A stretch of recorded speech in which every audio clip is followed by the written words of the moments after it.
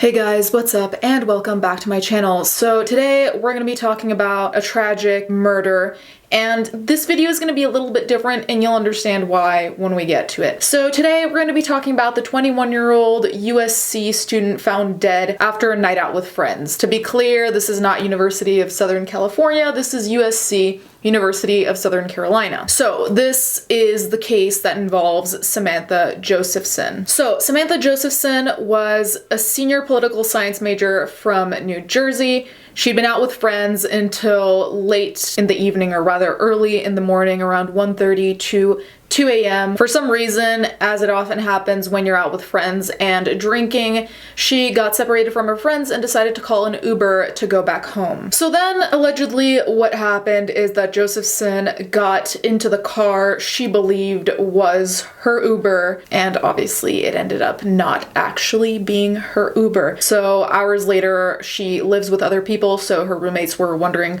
where she was at, and they called the police after trying to reach her and calls not going through. So an important thing to note is that where she lived with her roommates was a high-rise in downtown Columbia, which is relevant because later on the police got a call from another county saying that a bunch of hunters had found a woman's body. This was 70 miles away from where Josephson went missing. So the area is described as having thick trees, farms, and fairly isolated, so there weren't that many people living in that area. The police also stated that it was a difficult area to get to unless you knew your way around, which then pointed to someone who was fairly familiar with the area and probably lived close enough. The person being charged with the murder is a man who's 24 named Nathaniel David Rowland. So around 24 hours after Josephson went missing, a canine officer found a black Impala. A police officer pulled the car over, but the person driving the car, Rowland, got out and ran. The officer chased him, they managed to stop him, and they brought him into custody.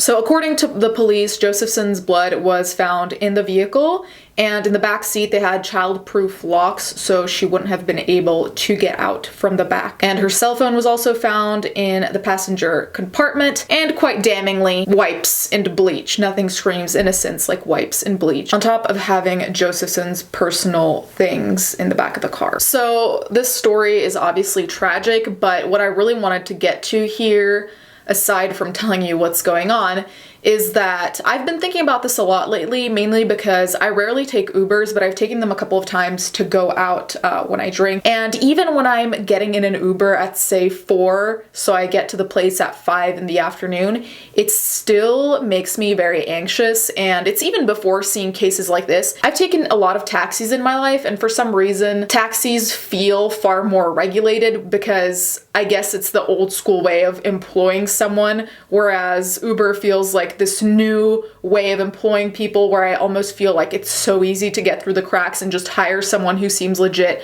and then what do you know, they're a weirdo. Honestly, for one, the first thing you always have to do, and my husband made me very, very aware of this, is to check that the license plate matches the license number that's in the app when you order an Uber, and not just matching the car description. The other thing I would suggest is taking a screenshot on the Uber app where you see the license plate and the name of the person and the type of car, so you can send it to a friend or whomever, so if anything happens, they can tell the police this is the Uber they were in. The other thing, and this is not sponsored at all, I actually downloaded this quite a while ago now, I have this app on my phone. I'll put a screen recording here of me opening the app so you can see what it's like. It's called Be Safe, just like the letter B and then safe. It's an app that tracks where you are. So I'm gonna hide the map now because I don't want to leak my own address, but essentially it will pinpoint exactly where you're at, and you can pair this with someone else. So I paired it with Jacob, so I can click on an icon at the bottom that says I'm here, and then it will say where you are, and you can select a connection, and I can select Jacob. So the cool thing is you can add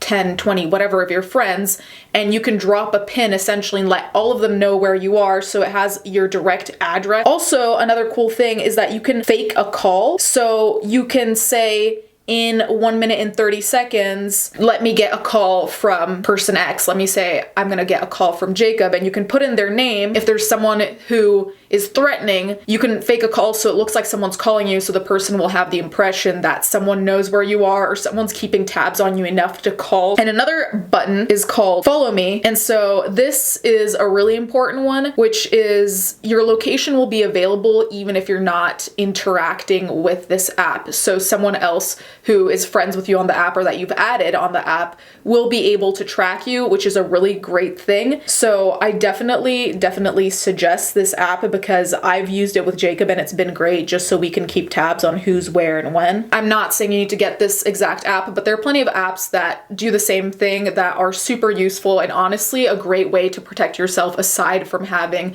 pepper spray or what have you. Anyways, guys, thank you so much for watching. Stay safe if you're taking an Uber, please. Thank you to my patrons as always, and let's get right into the fan art.